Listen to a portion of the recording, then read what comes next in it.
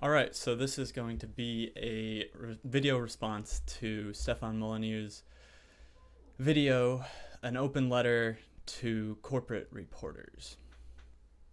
It's an open letter, which means anyone can listen to it, and so it's as much for the person you're talking to as the rest of the world. And you might say, well, why not just go address Stefan directly? I'd be happy to do that, of course, but I do have a platform, so I might as well get this out there, and hopefully with any luck he sees it and listen to some of the arguments that I'm making.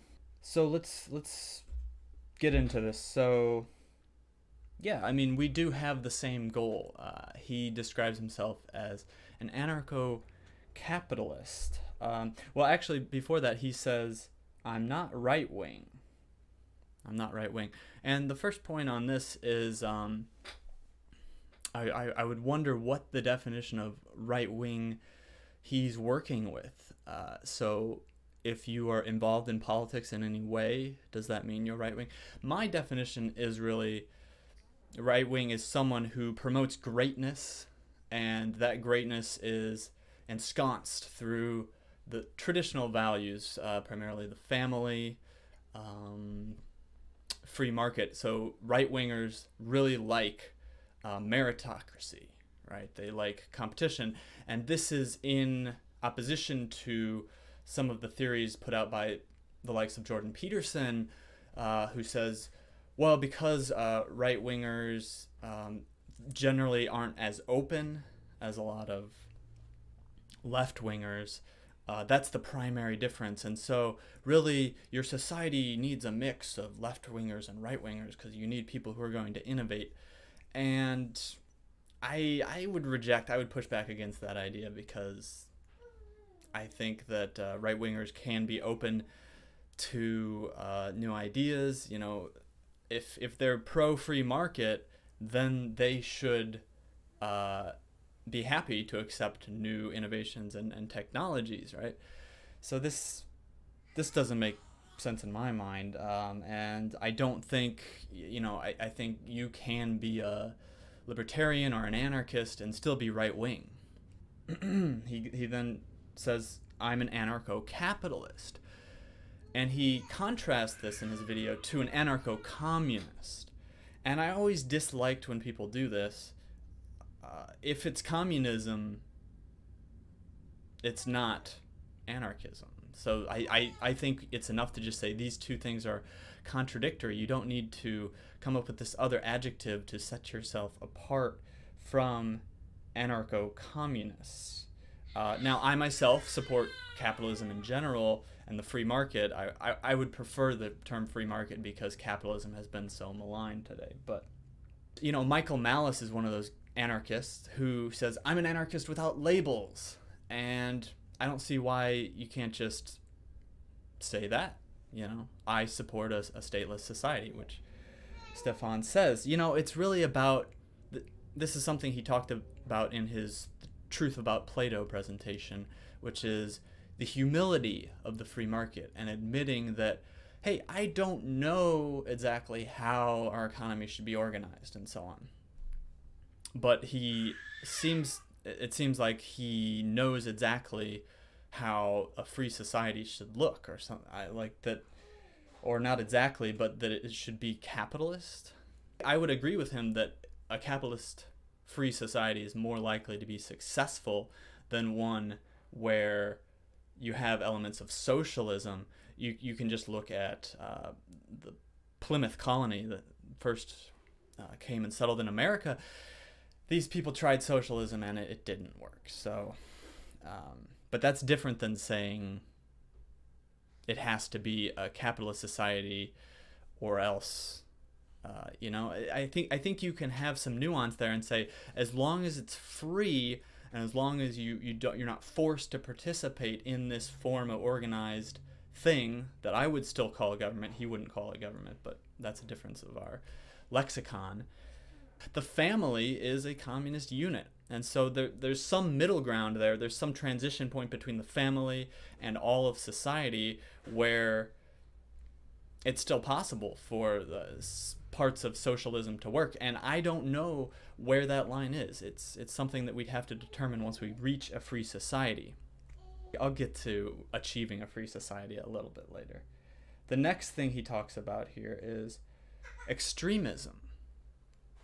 Now, I thought where he was going to go was to say, well, people who are statists are extremists. But he didn't quite understand.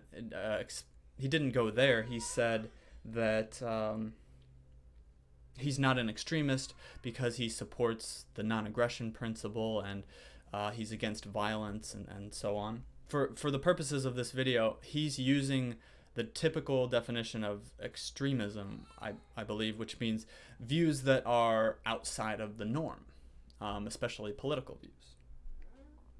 And so he, later on he says, I'm not an extremist on immigration because this is a view that a majority of the people hold.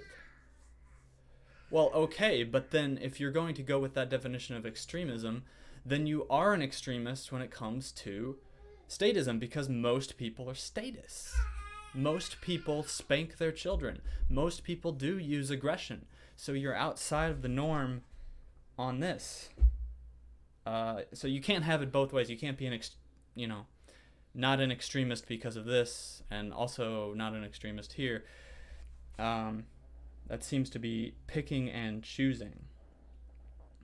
I would say that you can be an extremist and side with the majority, which would mean that all the other people out there who are, they support abusing children, although they don't call it that, but they support spanking and so on, not negotiating with your children, all of the good stuff that you've talked about for many, many years. You know very well that most people are not on your side with this.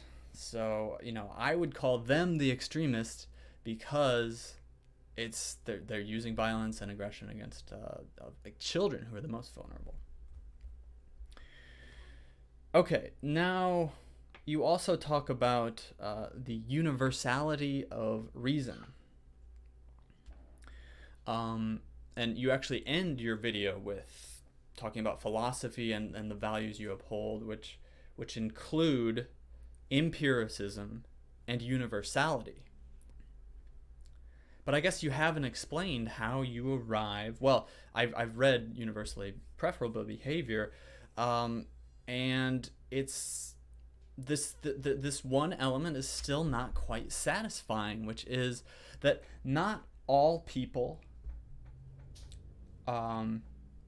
have the same ability to reason.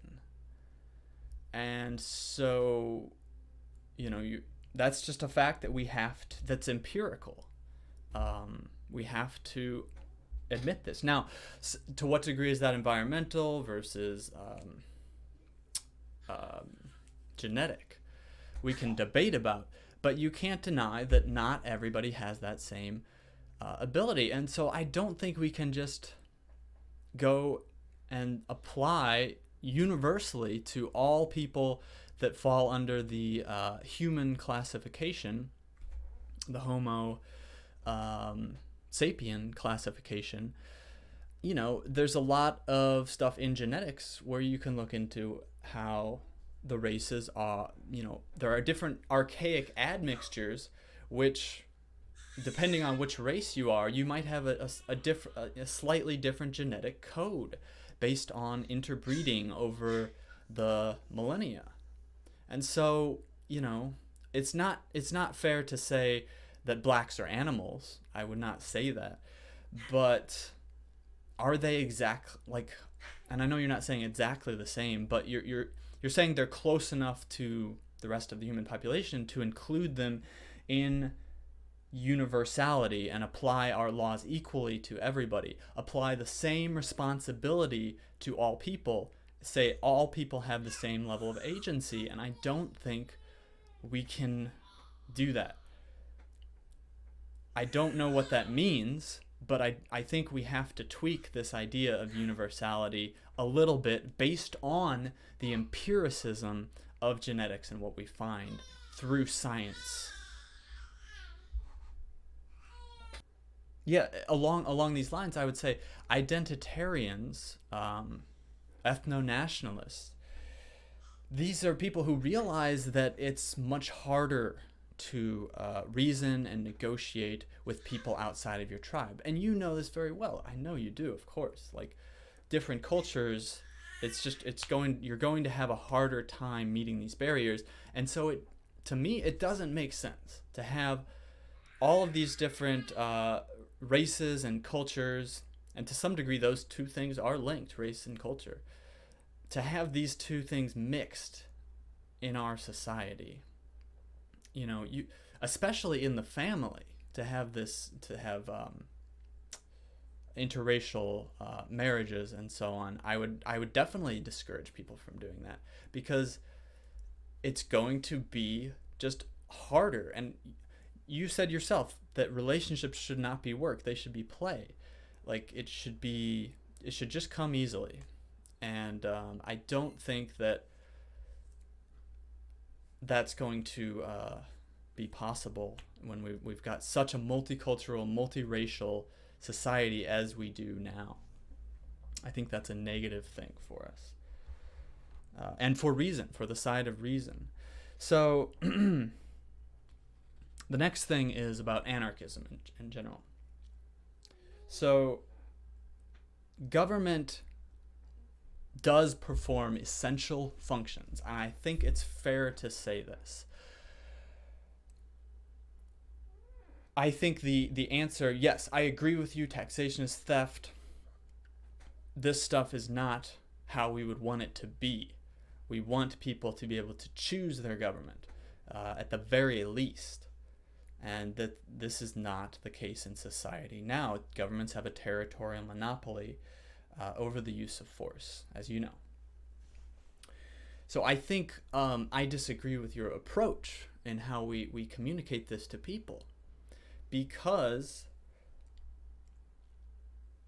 most people, when they hear let's abolish government, they start thinking about all of these essential functions which are not going to be provided by the government. And yes, I know you've got books and so on about how all of these things would be provided, but nonetheless, it is frightening to people. I think it gets them on guard. And I would just suggest to you that we could present this to people through the idea of competition. And we know through the free market that competition and meritocracy promotes excellence. And so ask people this question: why should people not be allowed to compete with the government? And this really gets people thinking. So I think that this moves people in the direction of decentralization rather than simply reducing government. Because as much as you say, when we get to the immigration topic, you will say that immigration is a government program. That's not what people see. People see people at the border with guns, saying you cannot enter here. And that's government. And then when you come out and say you're against mass migration, it understandably looks hypocritical to other people. So I totally understand why you are critical of mass migration, absolutely. But I think it is confusing for people when you talk about this. And so, am I an anarchist? I usually don't call myself that. I just say I support competition among governments. I support a market government. Market system of government, and that way it's clear to people these services that government is providing, such as defense, such as a safety net, which some people do genuinely want a safety net, and in a free market I believe such a thing could be provided. It might even be provided by the same people who are providing defense, who knows. Yeah, it is interesting how you have not, you no longer talk about dispute resolution organizations. That would be an interesting question for you, is why you moved away from talking about this idea and towards the more just general term of libertarianism and anarchism, where you say, I want to reduce government as much as possible. Because, frankly, a lot of people on the right, they don't see government as a problem right now in their lives. They see censorship coming from social media companies. And yes, you can be autistic and get into the fact that these companies are not really private. They are using the government and so on and so on.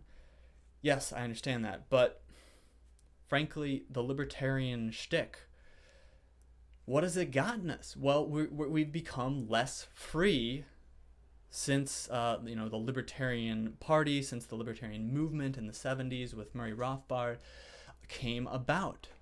And I think that if we don't start talking about the link between race, ethnicity, and free market ideals, libertarianism, you do say, okay, non-whites tend to vote for the left. That is something that you say. So in this video, for instance, you say, I'm not a white supremacist or a white nationalist because I talk about IQ and whites aren't even at the top of the IQ thing. Well, I would challenge you there, because IQ is not the most important thing to you. I know that. The most important thing to you, which you have admitted, is raising children peacefully, and also a natural inclination for nonviolence, or the non-aggression principle, which, by the way, I prefer to use non-initiation of force, because people get aggression and violence confused all the time. This is another one of those libertarian terms which is confusing for people, and I don't know why we need it. Let's just say non-initiation of force. But you do talk about IQ, but I don't think you would say you're an IQ supremacist, right? Or, correct me if I'm wrong. Are you an IQ supremacist? Because the reason being, there's not a correlation between IQ and support for freedom. The Asians, who have the higher IQ than whites, are one of the most conformist societies in the world. So, IQ is not even really the metric that we should be using. And these people, the John Derbyshires, the Jared Taylors and so on, these people who make that their whole thing, to say, well, let's have an immigration policy where we just accept smart people. Obviously, this is going to create problems. There's a brain drain from other nations, and it still doesn't solve the trust issue. I don't trust other people just because they have a high IQ, right? Jews are one good example of this. Jews apparently have a pretty high IQ. But does that mean they're not, let's face it, they are, on average, the ones, first of all, they on average vote for the left in America. But second of all, they're on average more involved in the media and Hollywood and all of these things. So you can draw a link between Jews and subversion of a society, subversion of these right-wing ideals, traditionalism, and so on. And so, but I don't have this link with them just because they're smart. It might mean I'm more able to do well in an argument with them and have a good back and forth, but it doesn't mean they're arguing in good faith. So, and another thing with nationalism, I do not accept that nationalism assumes statism, which I believe you made this leap in the video. The Jewish nation was around long before they ever had a state, the state of Israel. And so a nation is just that. It's a people. But we've forgotten this, largely because of the subversion. We've forgotten that there's this connection between ethnicity and your national belonging. And now we have this civic nationalism or economic nationalism where, well, it doesn't really matter who's here as long as they say that they like this piece of paper. What do you think is stronger? Like a piece of paper where you say, oh yeah, I support all of these ideals, or actual genetics and blood? So you did talk about Poland, the Poland documentary, where you went there and you saw, and I did a video which you might have seen, where you're talking about this and how, the white people, you were able to have conversations with people respectfully, even if they disagreed with you. They were willing to listen to you. You weren't being shouted down. You weren't having stuff thrown at you in Poland.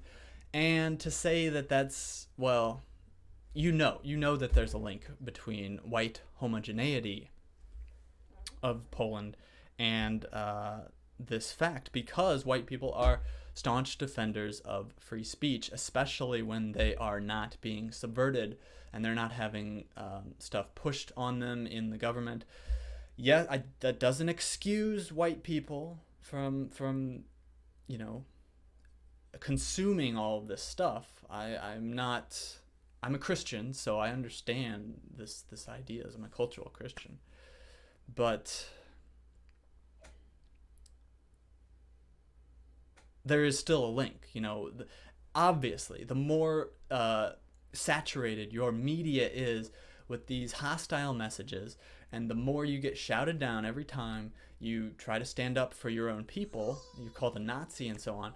Well, those are incentives, and that through free market, people respond to incentives, and so it's hard to just blame white people entirely, right? That's my point. There is this other element of people subverting our culture.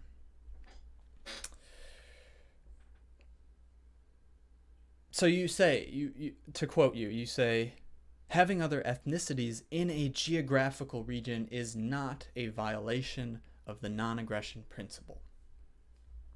And so the idea that I would support massive government violence to create a purified ethno-state would go against everything that I stood for in terms of the non-aggression principle and a stateless society. I'm sorry, this is a straw man, okay? This is a straw man. An ethno-state can be created with relatively little violence. And I'm using the word violence there rather than aggression because you use the word violence, right? You use the word violence and not aggression. If you're talking about aggression, you can say, well, we're currently being aggressed against a lot by the current state. We don't live in a peaceful society. We may live in a relatively non-violent society, but we don't live in a peaceful or non-aggressive society. On the contrary, taxes and all this stuff, if you don't comply, well, they'll use the gun against you. Absolutely. But this is a straw man because, there are policies which would be just as peaceable or basically just as peaceable as enforcing our borders. For instance, you can remove voting rights from people, from non-whites. All right, and I know this goes against your universality thing, or our principle. But the country was founded as a country for white men of good character. Look at the Act of 1790, Immigration Act. So, it's going to upset a lot of people. A lot of people in the media are going to be upset if you were to do something like that. And they might even be violent because of this.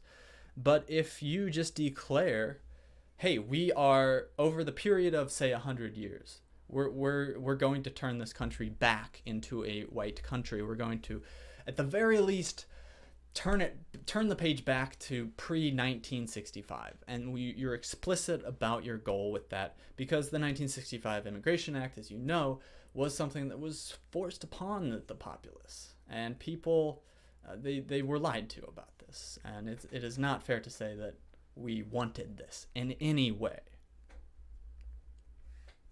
It was a violation of democracy, absolutely. Not that I'm a huge supporter of democracy, but in this case, yeah, it went against the will of the people, and it's been enforced for many decades. And it's not a violation of non-aggression principle to say we're going to institute policies to turn this thing around.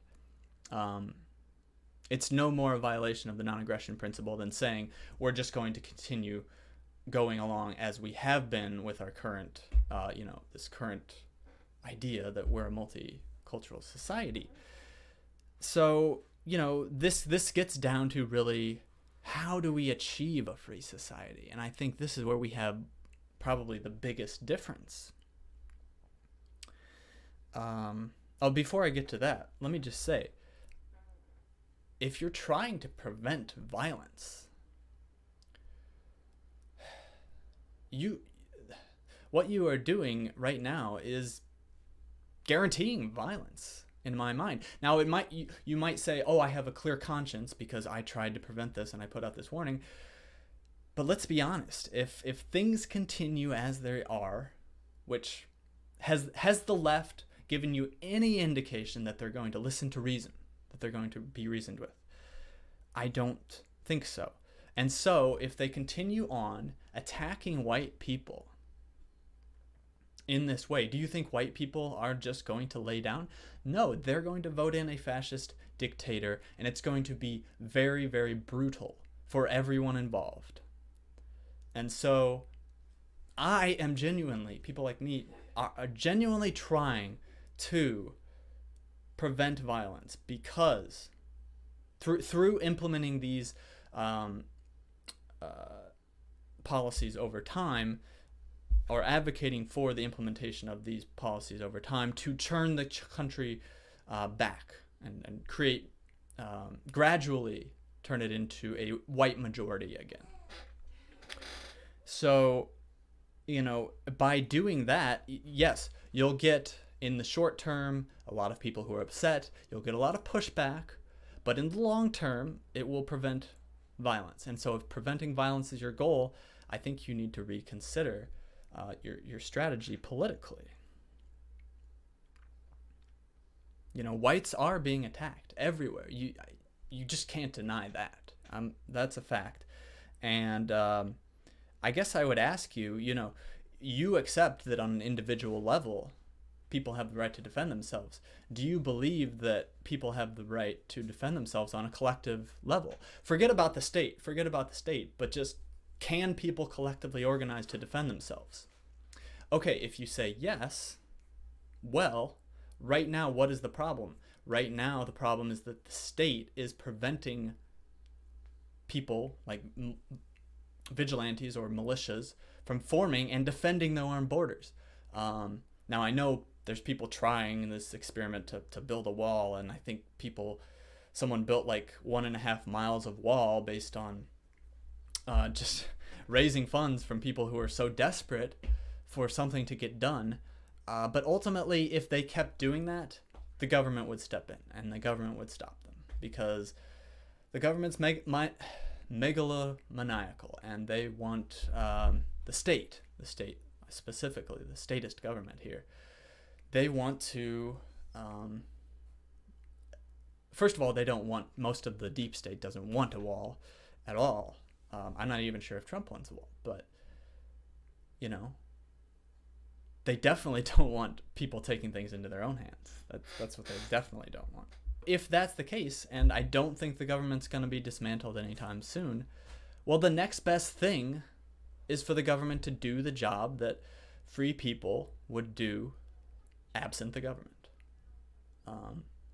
And yes, it's a violation of the non-aggression principle, but we're comparing things. In philosophy, everything is a question of compared to what, which you've said many times. And so, sure, it's a violation of the non-aggression principle, but compared to what? Well, compared to white people getting their countries run over and gradually falling into this state where there's this more oppressive communist regime that rules over them. And believe me, if white people disappear, freedom disappears. You should know this. And I would just encourage people to think of, if they're anarchists or libertarians, to think of a free society, not in terms of how can we take steps to reduce the government right now, but to think in terms of it's an innovation, because it's not something that's happened. You might have instances like Iceland or whatever, which, by the way, was a white society, where it happened organically, but it's not going to happen if white people aren't allowed to assert themselves, because I think what is it? Charles Murray or someone said 98% of inventions and innovations throughout history has been invented by white Europeans / European Americans. So do you really think that this potentially the greatest innovation of all time, which is a stateless society where you have market government and these services are provided, and we all agree, like we did with slavery, that no, this is immoral and people should have the right to form their own governments and to secede if they don't like them, etc. This is the greatest innovation potentially in the history of the world, and yet somehow it's going to be accomplished in a multicultural society? I don't see it. I just don't see it. And so I don't call myself a fascist or whatever, but do you think that it's more likely for a single person or a single group of people who are running a government to decide, hey, let's have a free society, like I think happened in, I want to say, Liechtenstein? The prince or the monarch there took a step toward free society. That's not a democracy, okay? I do not believe that a democracy is going to vote in a free society. You need a leader who is educated on these things, who is going to step in. Yes, that's dangerous. You could end up with someone who is easily corruptible and by power, etc. But I don't. When we're talking about comparisons of government, I do not say democracy is necessarily better than fascism or monarchy, etc. I think that's a lie that's been spoon-fed to us. So, speaking of fascism, you do bring up in your video Nazis and anti-Semitism, and I would just ask you, why do you think it is that your opposition is always coming back to the Nazis and always calling people anti-Semitic? Now, you might say the Nazis had terrible ideas. Yes. I would agree with at least some of that. But it's this is the fight that your enemies want to have. This is what's always on their mind. And so there must be something behind it, right? That it's not just completely arbitrary, that the media, they're always calling people Nazis. They're always saying people are against Jews. What is the old phrase? The lady, she doth protesteth too much. The media protests way too much. And so there's probably some truth around this. And I know you've said before you don't want to really get into the Jewish question and so on, but I do think it's important. And if you're going to look at people as groups, not that you judge everyone as a group, but you have to, when you're dealing with these large organizational societies, you have to deal with people as groups. And so, yeah, I just think we do have to wrestle with this fact that Jews have a tendency to subvert, on average, more than the other people in the society. I just want people to acknowledge that. I'm not sure what we do with that in any way, but we have to be honest. I hope you would agree. Okay. The second thing I'd say about the Nazis. Do you think that society today would be closer to a free society or farther away if Hitler had won World War II? Because again, we have to make comparisons. We can't just say, "Oh, my principles are free markets and government's bad," and it's that simple, right? No, I mean you can have nuance. You can weigh in on these things, and you can say, you know, Hitler and the Nazis, yes, it was authoritarian and so on in a number of ways. By the way, I think a lot of that is exaggerated. They called themselves socialists because it helped them get elected. It's not because they're left-wing, right? They were fighting communism, so they're not left-wing. They were fighting against the leftists. But again, you said right-wing doesn't matter, so, or you said you're not a right-winger, so I guess that argument isn't that important to you. But they did assert boundaries. They asserted boundaries, and I know you treasure individuals supporting boundaries. I don't know why, and I'm not going to get into individualism versus collectivism here. That's definitely something you touched on in your Truth About Plato video. Supporting white people and championing white people, whatever that means, I will tell you what it means. It means supporting white natalism, which I know you do. I know you've said white people should be having babies. And so, newsflash, that's why they call you a Nazi, because you say white people should be having babies. And yeah, if we want to get to a free society, we have to assert ourselves and spread, not aggress, but assert ourselves, and have boundaries with other people and other cultures, and advance our society, advance economically, advance all of these things. I do push back against people, the true National Socialists who say, "Oh yeah, socialism is going to be great for white people." No, I do not think socialism is going to be great for white people. That I just disagree. I understand some of their criticisms currently about the crony capitalist society that we have, and capitalism's been so slandered, so I just say free market. But let's face it, there's a lot of people, a lot of them Jews, with a lot of money and power, and they use that money to influence the government, and I know that you're against that kind of thing. So anyway, this is I think we're wrapping up here. Lastly, you just talk about philosophy, and yes, I love philosophy as well.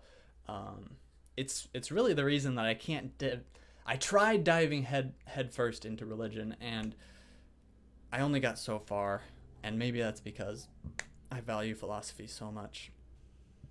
I still think there's things that are very important about religion, but we have to acknowledge that it's based on a lie. We do have to acknowledge that, in the same way we have to acknowledge that taxation is theft. And once you acknowledge those things, a whole lot of other things open up for you. You're not constrained, and that's what they want to do. They want to throw your principles on you and constrain you from actually achieving something in the world. And I know, because you were willing to support Donald Trump, that you're not against actually achieving things in the world. You are a staunch advocate of peaceful parenting, and you stand up for the rights of children, which is hugely important. People have to realize that is a component to achieving a free society that we are not going to be able to ignore. People have to respect children and treat them much better. By the way, white people generally treat their children the best out of all the races. I have a hunch that people will call Steph a shill, right? He's selling out. I think in some ways maybe he is selling out He wants to keep his platform for that very reason. He wants to communicate values, peaceful parenting to people. So, you know, people, they go after him when he has these kind of blue-pilled tweets about white nationalism, and I've never advocated for white nationalism because it's against the NAP. Well, I think go easy on him, because he is playing this hugely pivotal role of helping people in their relationships. And that is one way to help people negotiate better. However, Stefan, the pushback I have for you is to say that you can't negotiate with people who want you dead. You just can't.